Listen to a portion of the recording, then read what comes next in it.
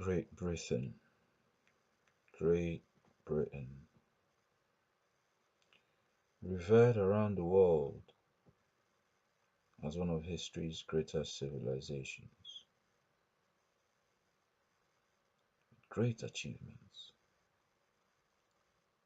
great history. But these days, as a Biafran, I begin to wonder about the legacy.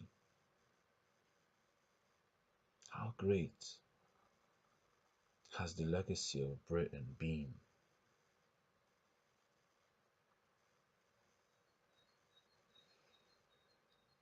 As I ponder these two questions, as I ponder this question, I have two questions for you, Britain. Two questions. First, whatever did we Biafrans, what did we Biafrans ever do to you? What's our crime? How did we offend you? Did we offend you?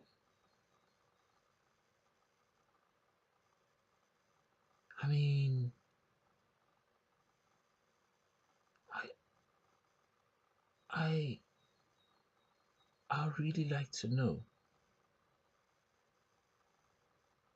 because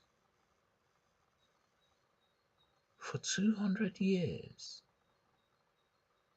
since you, Britain,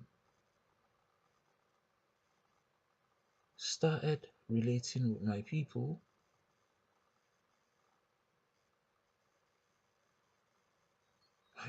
have been at the receiving end of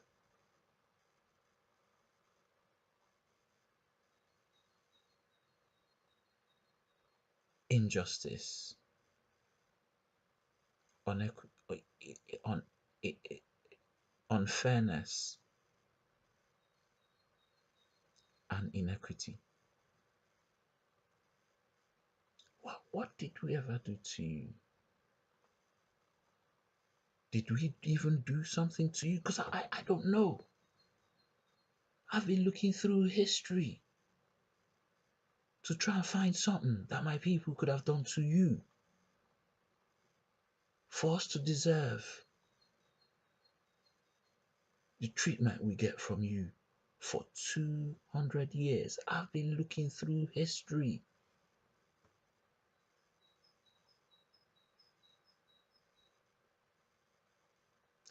I mean, looking through history, all I can see is a series of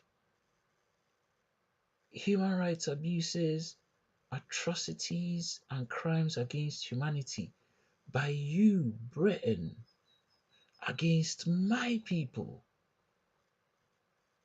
the Biafrans. And I have to ask why? Why? And again, back to my question, what did we do? What did we do to deserve 200 years that included slavery, chattel slavery, colonization? And even when we thought the suffering was going to end, we declared we declared we re-established our nation of Biafra, and you helped your creation, Nigeria, squash our dream, culminating in a genocide. I mean, let's not mince words. You sponsored a genocide against my people. So that's three genocides now, counting from slavery, which was a genocide, colonization, for which we know my people did most of the resisting, suffered most of the killing and imprisonment and destruction. And then the Biafran civil war, literally, which was, in my eyes, an attempt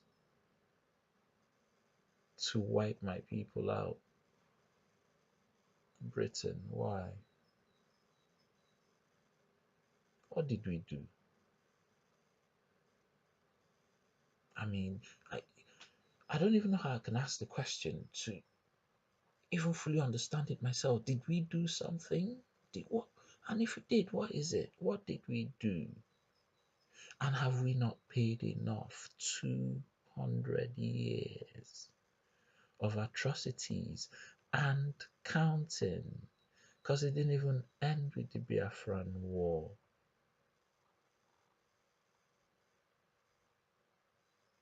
You're still behind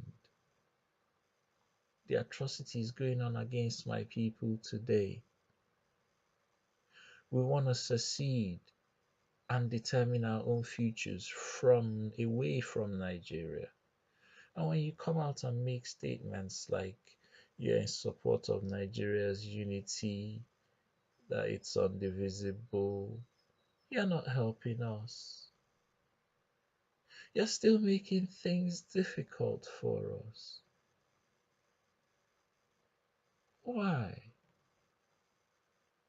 I mean, could someone please just answer me why? Why?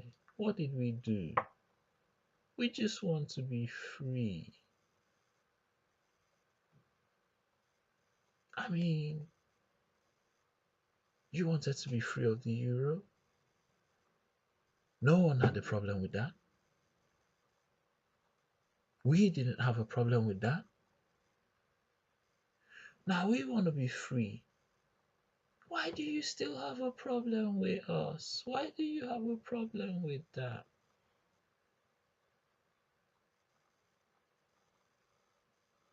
Is it one law for some, another for others?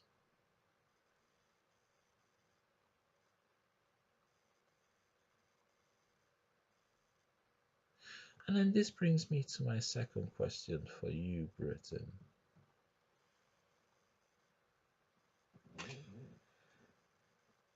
And it goes, for an empire, for such an illustrious empire as Great Britain, with great history and and and all the, yes, because there has been some good legacy, and all the good legacy,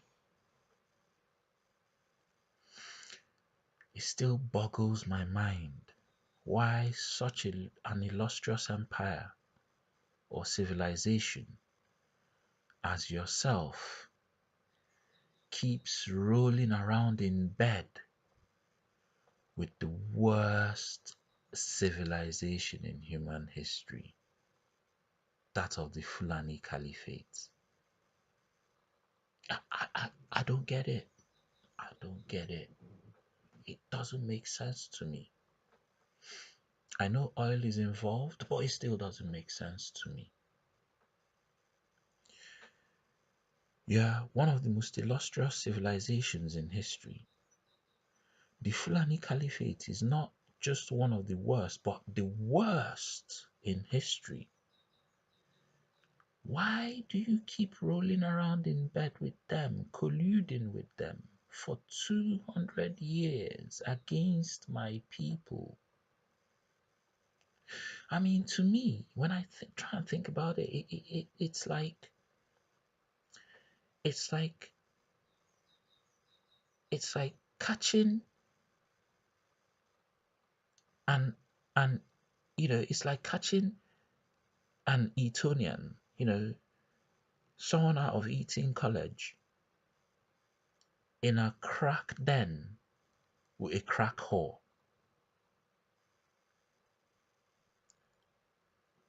in bed together, making love. Not just getting a blowjob. No, no, no. Not just getting a blowjob in a corner.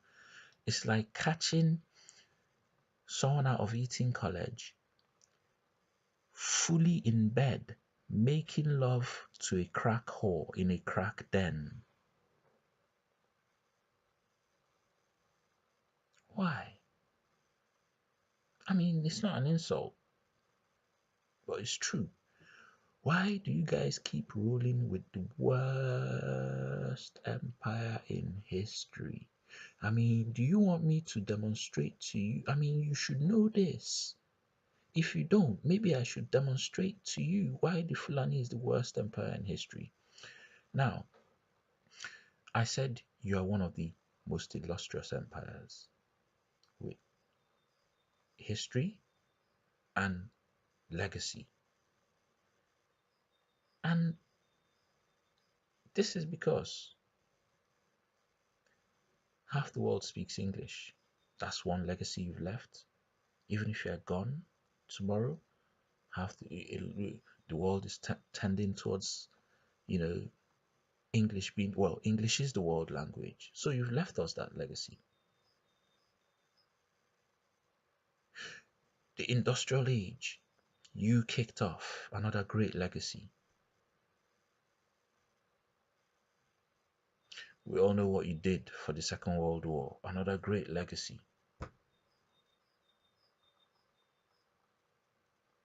You know, I could go on and on. I mean, or is it architectural buildings? St. Paul's Cathedral, Big Ben, House of Parliament. You have left us great history, great legacy. Just like the Romans, another great empire. Just like the Greeks, another great empire. Another, I mean, these are three illustrious great empires, civilizations. Now let's look at the civilizations at the other end of the scale, the terrible ones. And one that immediately springs to mind is the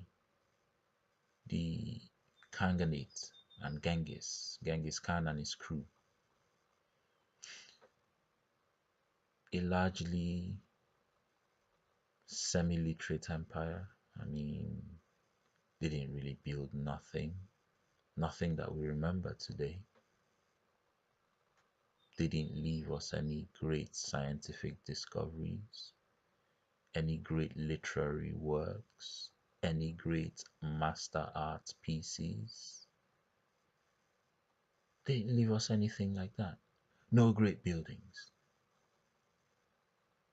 But at least we remember them today for certain things. The largest land empire in history, and one of the most lightning quick methods of invasion. In fact, they revolutionized warfare for the day. We remember them for that, for revolutionizing warfare at least.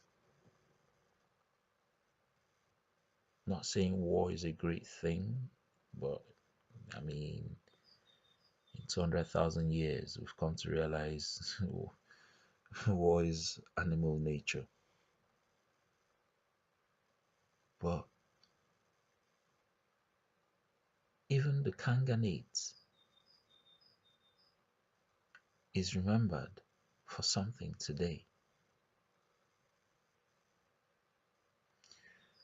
But these Fulani, this Fulani caliphate, you guys keep rolling around in bed with, making love to.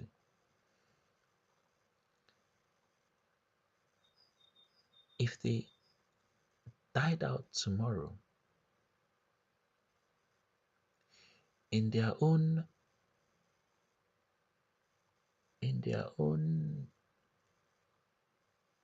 1,000 years of existence, from Futajalon to Nigeria,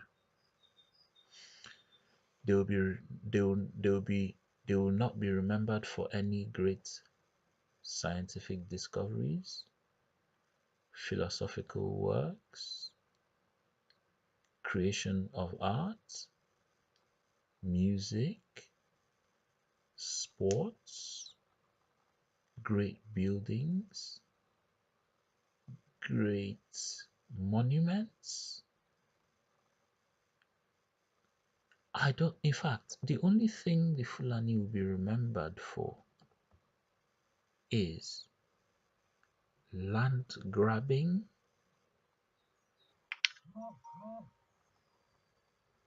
cattle rearing, slavery, and death.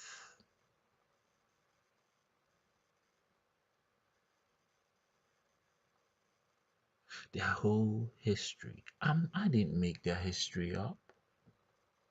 It's out there on the web.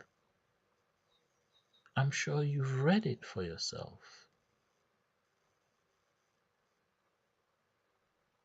Everywhere these guys have gone, they grab land, enslave, and kill. And you still work with them, claiming to be some righteous top nation today. Meanwhile, from the back door, they're doing your dirty work. And you know it's dirty work.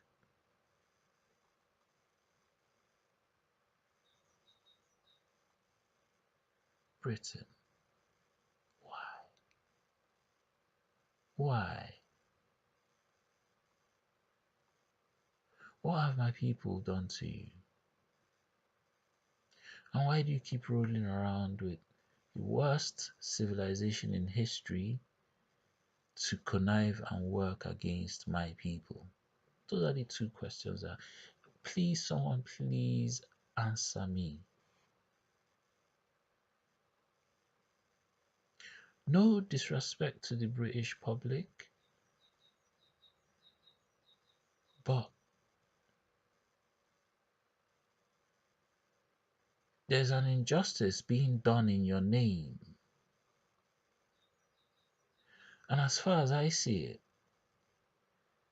as long as you, the public, do or say nothing, and you're enjoying the proceeds of this injustice, you are beneficiaries.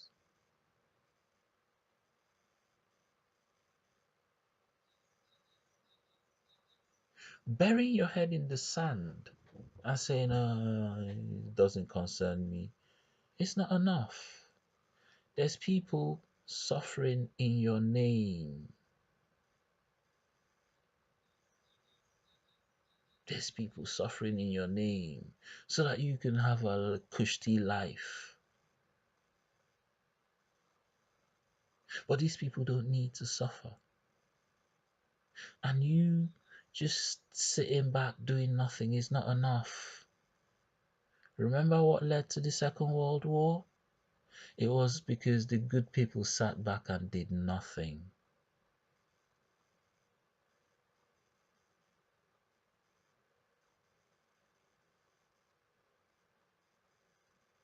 Britain,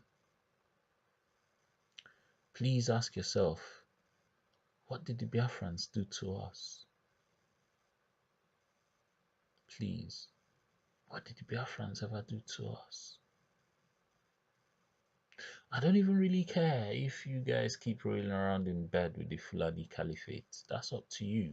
But as long as you guys leave us alone, please, just free us. Just free us.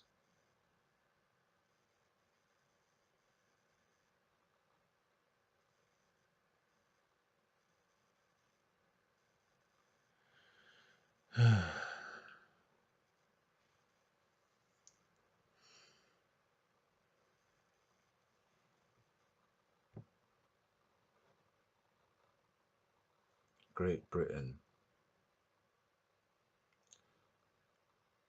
We still remember our history very well, you know. Thanks to the oral traditions of our ancestors, and thanks to history itself, we still remember.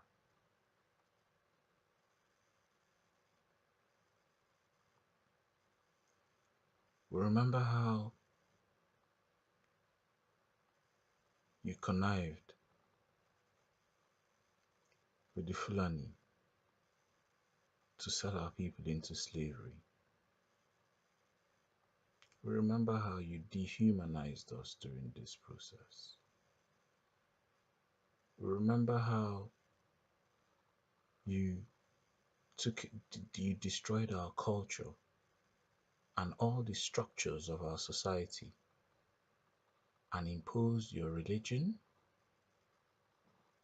imposed your own structures on us. We remember how we fought for self-preservation, but you massacred us. Even the women. We remember how you used propaganda to dehumanize us, telling us that we worshipped idols. But we also know our history. We remember very well. We know that we never worshipped idols. Another propaganda used against us was that we were savages and that we killed each other anyway. We even remember how the propaganda started. Thanks to the Sultan of Sokoto claiming that enslaving us was saving us from ourselves because we ate ourselves. And you gladly took this dehumanization and sold it to the world. Which is why I keep asking, what did the Biafrans do to you, Britain? I mean, I could go on and on about all the atrocities. I mean, it's a shameful list. Well, at least from my eyes as a Biafran, I'd never do this to anyone.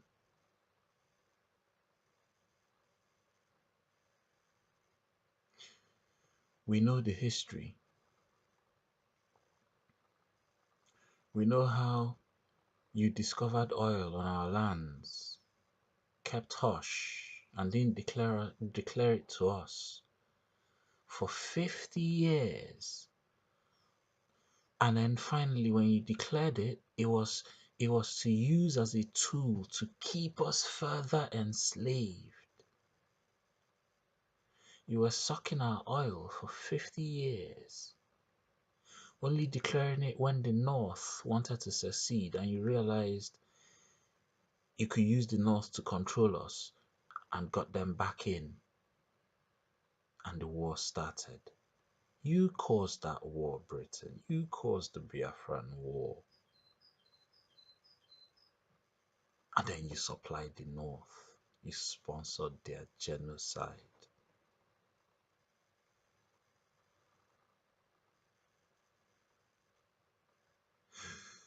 You're keeping us enslaved today because Nigeria to you, Britain, is like the Nigeria's oil to you, Britain, is like the Middle East's oil to America.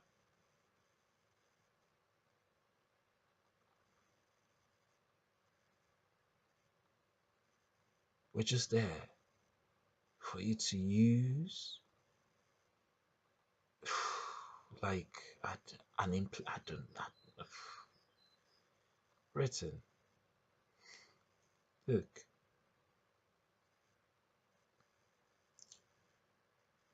this is not about making threats or throwing warnings or making enemies. I'm just a human being.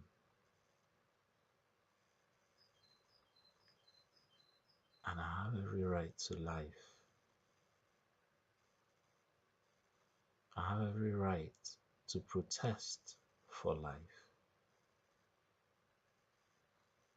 I have every right to protest for equality, fairness, justice.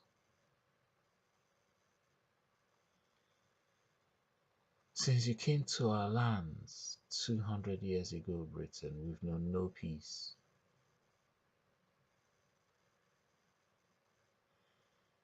Me, indeed has come to the conclusion you mean my people no good,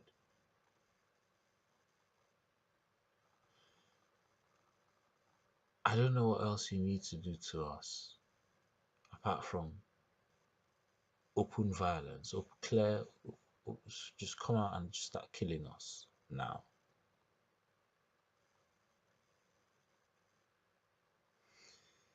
You're standing from a distance, watching Nigeria disintegrate into the worst entity in history. And you're looking the other way, acting like it's not your problem. But we know it's for oil. We know.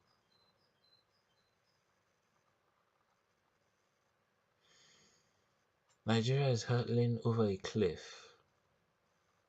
headlong into war. The whole world can see this.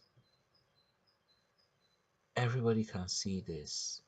And yet you pretend you don't know what's going on. I'll tell you this, Britain. And again, this is not me making threats or warnings or whatever. I'm just telling you from a human being to who I hope is another human being.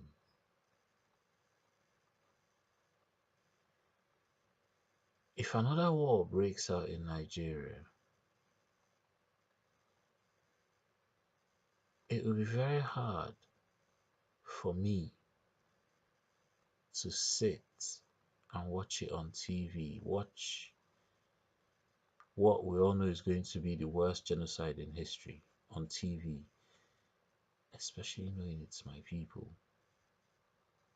and especially knowing the history I know.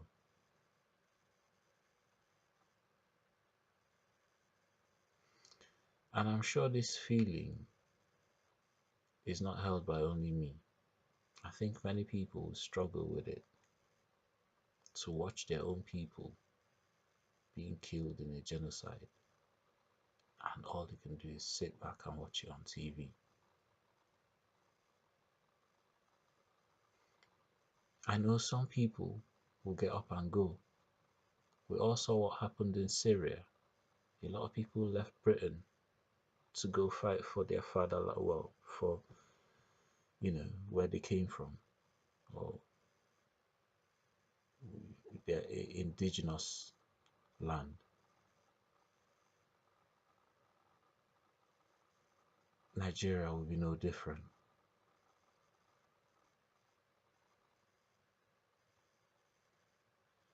You know, I have actually watched a genocide on TV before, and it was the hardest thing I ever watched, in Sri Lanka with the Tamils. I couldn't believe the world let that happen.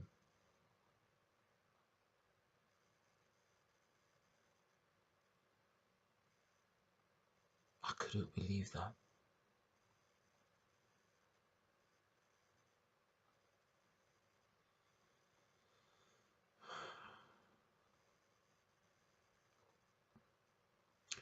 But I'll tell you this, Britain. This time around, if a war was to break out in Nigeria, I don't think you'll have the luxury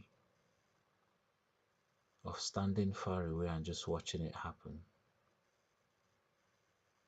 I think this time you get sucked in. Not even sucked into Nigeria. I predict this. A second Nigerian war will have many fronts, and Britain itself, British soil, will be one of those fronts.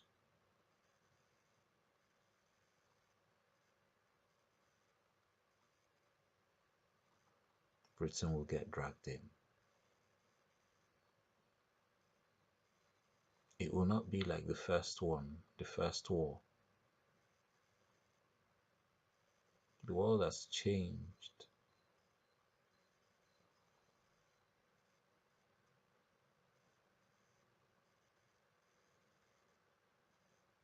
Hmm. Britain, you have a chance, especially as you embark on Brexit, to secure yourself a stable future. If you think you can work with Nigeria the way it is after Brexit in a Commonwealth,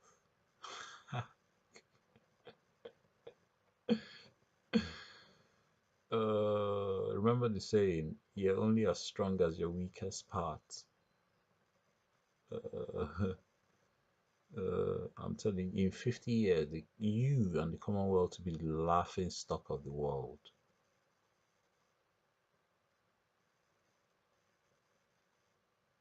You and if you think you can work with Nigeria as it is now, as you're keeping it because of the oil in some Commonwealth after Brexit, you and the Commonwealth will become the laughing stock of the world in 50 years.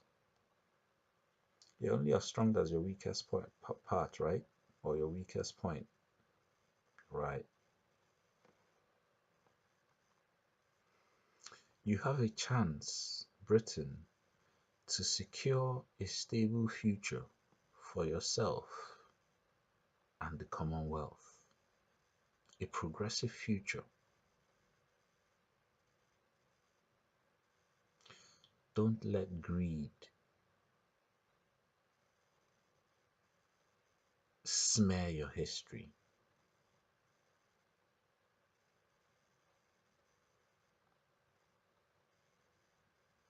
If you don't take this chance, the future I foresee for you will not just be a decline, but a violent decline even. Because I don't think a lot of Nigerians will sit back and watch genocide on TV from here and just, after watching it, have a cup of tea and go to bed. A lot of them will go back to Nigeria, yeah, but some will remain here, either held back by family or whatever ties. And some of those will be so angry and disgruntled, especially as we all know the history now, that they'll open up their own war front here. And we all know you already have one front opened up already. You don't need a second front. Because in this age, people learn quickly. A new front will not be like the old ones you faced before. It will be more protracted. It will not be like what you've seen before. It will be dirty.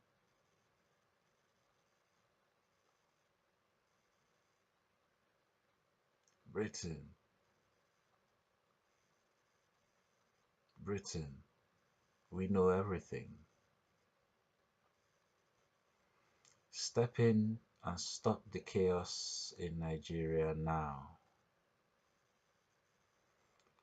for the good of everyone, for the good of the future.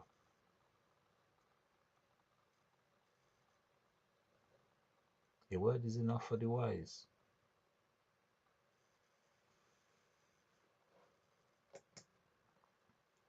Britain, your ancestors created the madness of slavery. Their sons came later and stopped the madness.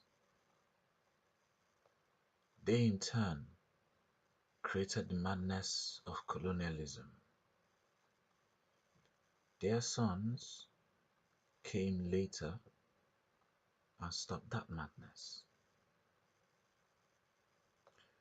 They in turn created the new madness of neo-colonialism. Britain, I ask you now, please, please, stand up and be counted, not just as the generation that stepped in and stopped the madness, but as the generation that stopped creating madness. Please, please. This would be the ultimate moral standing and the ultimate legacy.